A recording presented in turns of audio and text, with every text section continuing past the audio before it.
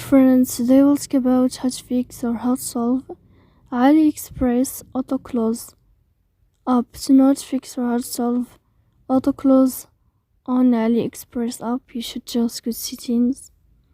Here you can click on apps, default apps, app settings.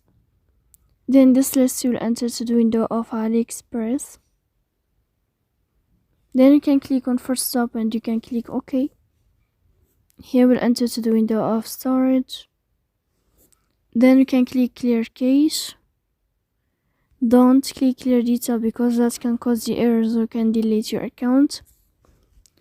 In the end, you can turn off your phone and you can wait a moment to turn on your phone again. So please don't forget to support us by like and subscribe. See you next time in another video, and thank you for your attention and your watching.